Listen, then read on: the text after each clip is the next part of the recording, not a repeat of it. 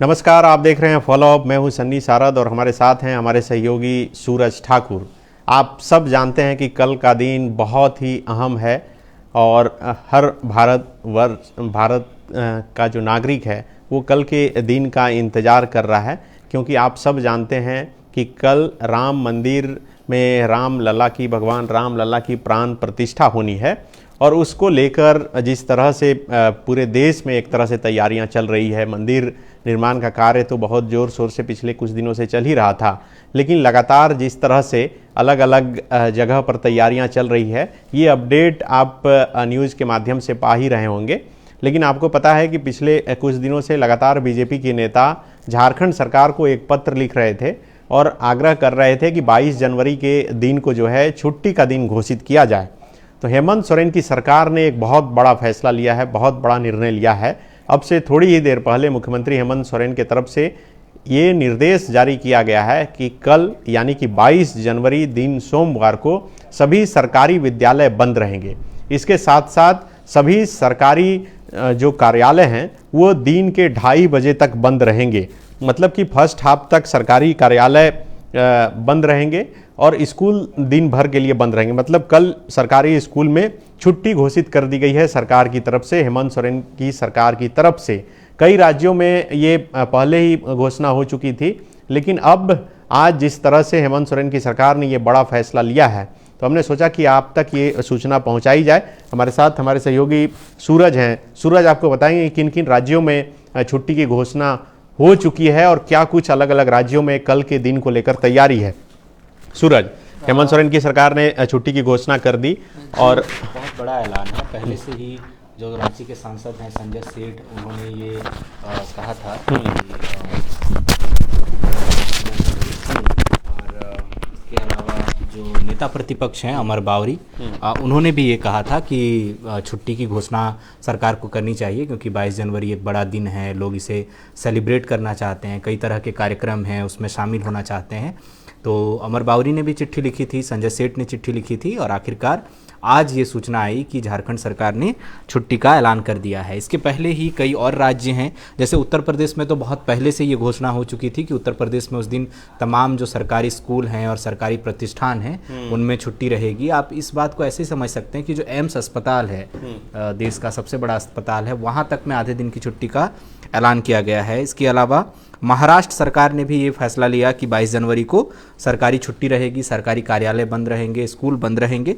इसके अलावा जो पुदुचेरी है वहाँ पर भी अवकाश रहेगा। गुजरात, मध्य प्रदेश, राजस्थान, त्रिपुरा और हरियाणा सरकार ने भी अपने यहाँ पर अपने राज्य में जो सरकारी कार्यालय हैं वहाँ छुट्टी का ऐलान किया है और जो स्कूल हैं उन्हें बंद रखने का फैसला किया है। अंतर यही है कि जो सरकारी स्कूल हैं उन्हें पूरे दिन के लिए बंद रखा गया है, जबकि जो सरकारी कार्यालय हैं वो दिन के 2:30 बजे से खुलेंगे और आधे दिन काम होगा। इंडियन रेलवे ने भी यही फैसला किया है। रेलवे की तरफ से भी जो उनके सरकारी कार्यालय हैं वहाँ पर आधे दिन की छुट्टी दी गई है। दिल्ली, गोवा, छत्तीसगढ़ में भी आधे दिन की छुट्टी का ऐलान किया गया है। तो ये एक बड़ा फैसला है, क्योंकि कल अलग अलग तरीके से कई कार्यक्रम होने हैं। हम रांची में ही देख लें तो रांची में आज 21 जनवरी है, आज जो मेन रोड है रांची का, फिरायालाल चौक या इसको अल्बर्ट एक्का चौक है, वहाँ पर एक बड़ा कार्यक्रम हो रहा है, जहाँ पर क्या कहते हैं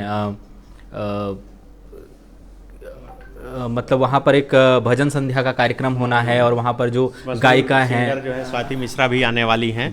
तो देखिए, सूरज बता रहे हैं कि कहाँ कहाँ और किन किन राज्यों में ये छुट्टी की घोषणा हुई है, लेकिन ये इंतजार किया जा रहा था कि क्या झारखंड सरकार छुट्टी की घोषणा कर रही है या फिर नहीं कर रही है। तो झारखंड सरकार ने छुट्टी की घोषणा कर दी है। कल सभी सरकारी स्कूल बंद रहेंगे, सभी सरकारी कार्यालय दिन के 2:30 बजे तक बंद रहेंगे। तो ये बहुत बड़ी खबर और हेमंत सोरेन की सरकार की तरफ से ये बड़ा निर्णय लिया गया है। कल आप सब जानते हैं कि कल का जो दिन है, कल मतलब बीता हुआ कल, वो कितना भागम भाग वाला रहा। मुख्यमंत्री हेमंत सोरेन के कार्यालय के आवास के बाहर दिन भर भीड़ लगी रही, क्योंकि मुख्यमंत्री हेमंत सोरेन से ईडी जो है पूछताछ करती रही लगातार 7 घंटों तक। और आज जो है ये एक बड़ा निर्णय मुख्यमंत्री हेमंत सोरेन की तरफ से लिया गया है, हेमंत सोरेन की सरकार की तरफ से लिया गया है कि सभी सरकारी कार्यालय कल 22 जनवरी को राम मंदिर में राम लल्ला के प्राण प्रतिष्ठा के दिन बंद रहेंगे। छुट्टी रहेंगे और सरकारी जो कार्यालय हैं, जो सरकारी कर्मचारियों की जो छुट्टी है वो दिन के 2:30 बजे तक। मतलब आप सब जानते हैं कि पहले से ही लगातार ये सभी लोगों से आग्रह किया गया है, घर घर जो है अक्षत और निमंत्रण पत्र भेजकर ये आग्रह किया गया है कि दीपावली के तौर पर मनाएं। जब वहाँ पर प्राण प्रतिष्ठा होगी तब आप अपने घर पर, अपने आस पड़ोस के मंदिरों में जाकर पूजा अर्चना कीजिए। और आपने देखा कि किस तरह से लगातार कई नेताओं ने जो है मंदिर जाकर मंदिर की साफ़ सफाई की और उसमें लगातार किस तरह से पूजा अर्चना की जा रही है। इसमें सबसे अधिक बढ़ चढ़कर आरएसएस, विश्व हिंदू परिषद और जो भी राम मंदिर निर्माण के लिए लगे हुए थे शुरू से, खास करके आप देखिए प्रधानमंत्री नरेंद्र मोदी जो बीजेपी पार्टी है और उस पार्टी से चुने हुए जो प्रधानमंत्री नरेंद्र मोदी फिर बने और वो किस तरह से इसमें भाग ले रहे हैं। आपने देखा कि अभी मंदिर में जाकर वो किस तरह से पूजा अर्चना करते हुए दिखे। उन्होंने बताया कि किस तरह से वो पिछले कई दिनों से जो है सिर्फ नारियल के पानी पर हैं और बिस्तर पर भी नहीं सो रहे हैं, ज़मीन पर सो रहे हैं, क्योंकि कल जो प्राण प्रतिष्ठा होनी है उसमें वह भाग ले सकें। तो अलग अलग जगह पर अलग अलग तरीके से पूरे देश में जो है ये हर्ष उल्लास का माहौल है, क्योंकि बहुत लंबा इंतज़ार था। सुप्रीम कोर्ट के आदेश के बाद ये राम मंदिर का निर्माण हुआ है और उसमें रामलला की प्राण प्रतिष्ठा होनी है। तो आप इसे कैसे देखते हैं? क्या बिहार में छुट्टी हुई है? झारखंड में तो ये घोषणा होगी, अभी तक जानकारी नहीं है। बिहार को लेकर अभी कोई जानकारी नहीं आई है कि वहाँ पर छुट्टी का ऐलान हुआ है नहीं। मतलब 10-12 राज्य हैं जिन्होंने अब तक छुट्टी का ऐलान कर दिया है और उसमें से कई ज़्यादातर राज्य वैसे हैं जहाँ पर बीजेपी शासित राज्यों में छुट्टी का ऐलान हो गया है। उसमें असम है, आपका हरियाणा है, उत्तर प्रदेश है, मध्य प्रदेश है, त्रिपुरा है। तो इन राज्यों में छुट्टी का ऐलान हो गया है। पुदुचेरी में छुट्टी का ऐलान हो गया है। महाराष्ट्र सरकार ने छुट्टी का ऐलान किया है। तो क्योंकि कई सारे कार्यक्रम हैं और ये मांग लगातार की जा रही थी कि उन कार्यक्रमों में लोग शामिल होना चाहेंगे। कल जैसा बड़ा दिन है, एक बड़ी संख्या है राम भक्तों की देश में, तो वो इसका गवाह बनना चाहते हैं। अगर लोग शामिल नहीं भी हो पा रहे हैं कार्यक्रम में तो कम से कम लाइव टेलीकास्ट जो अलग अलग समाचार चैनलों में, यूट्यूब चैनलों में, फेसबुक पेज के माध्यम से किया जाना है तो लोग वहाँ पर बैठकर देखना चाहेंगे। तो वैसे में मतलब ये माहौल ऐसा है जहाँ काम नहीं करना चाहेगा कोई उस टाइम पर, तो ये छुट्टी का ऐलान किया गया और निश्चित रूप से एक बड़ा मौका है एक बड़े समुदाय के लिए। और जैसा कि आप बता ही रहे थे कि 9 नवंबर 2019 को ये बड़ा फैसला आया था। 5 जजों की बेंच ने ये फैसला दिया था कि वहाँ पर जो है 2.77 एकड़ ज़मीन है, वहाँ राम मंदिर का निर्माण होगा। ट्रस्ट का गठन किया गया और 4 साल बाद उसका जो प्रथम मंजिल है मंदिर का वो बनकर तैयार हो गया है। अभी निर्माणाधीन ही है, वो बन रहा है।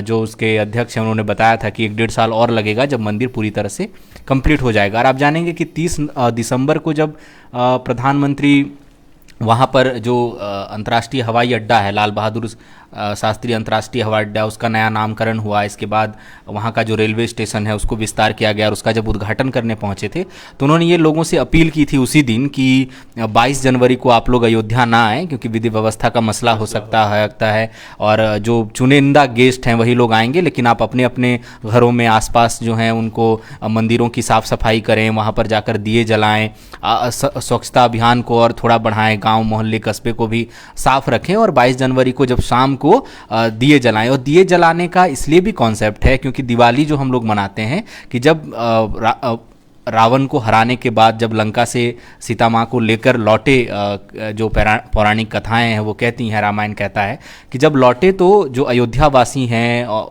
जो पूरा नगर है वो दीप से सजाकर उनका स्वागत किया गया था और दिवाली इसी उपलक्ष्य में मनाते हैं। तो एक तरह से ये कहा जा रहा है कि जब कल प्राण प्रतिष्ठा होगी अयोध्या में तो ये एक तरह से भगवान श्री राम की वापसी है अयोध्या में, और जब अयोध्या में श्री राम वापस आ रहे हैं तो दिए जला के वैसे ही स्वागत होना चाहिए जैसा हुआ था। तो बिल्कुल देखिए, और यही वजह है कि पूरा देश राममय हो गया है। झंडा और पताके से जो पूरे शहर हैं वो पट चुके हैं।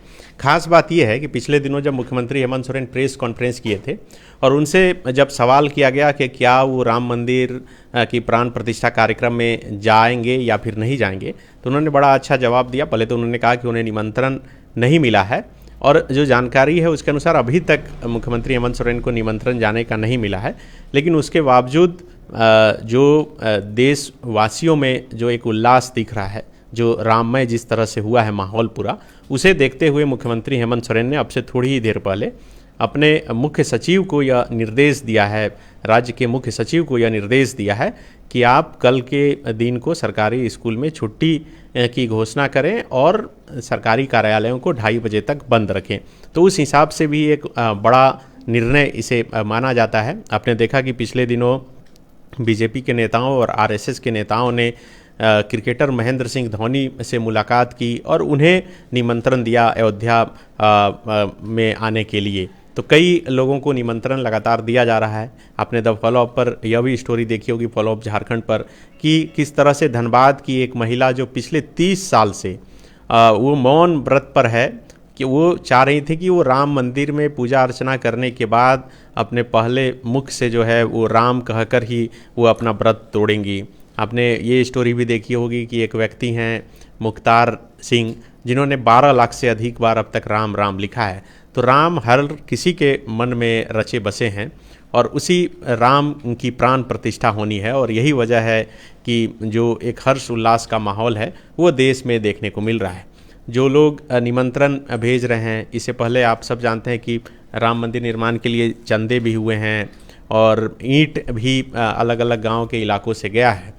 जो लोग चंदा करने के जा रहे थे, उनमें से एक व्यक्ति ने मुझे बताया कि जब वो एक घर पर गए और घर पर चंदा लेने के लिए गए तो उनकी बेटी बाहर निकली और उनकी बेटी ने कहा कि क्या मैं अपने माँ के नाम से राम मंदिर का चंदा दे सकती हूँ। तो जो चंदा लेने गए थे उन्होंने कहा कि हाँ, आप क्यों नहीं दे सकती हैं। तब उस जो लड़की है उसने बताया कि मेरी माँ की मतलब आखिरी इच्छा थी कि वो राम मंदिर निर्माण में कुछ सहयोग कर सके, लेकिन वो आज इस दुनिया में नहीं है। तो सोचिए, मतलब बहुत भावुकता से जुड़ा हुआ ये राम मंदिर का जो किस्सा है, कहानी है, वो जुड़ा हुआ है। हर कोई चाहता था कि राम मंदिर का निर्माण हो, वहाँ पूजा अर्चना हो। और आप सबको याद होगा कि जब रथ यात्रा पूरे देश में निकला था, उस वक्त बिहार में जो है, बिहार के शायद समस्तीपुर में लाल कृष्ण आडवाणी की रथ यात्रा रोकी गई थी और उन्हें गिरफ्तार भी किया गया था। और आज ये किस्सा भी आपको जानना बहुत ज़रूरी है कि वो रथ रोकने वाले में जो व्यक्ति थे, उस वक्त वहाँ डीआईजी थे, अभी झारखंड सरकार के मंत्री हैं, और उनका नाम रामेश्वर उरांव है।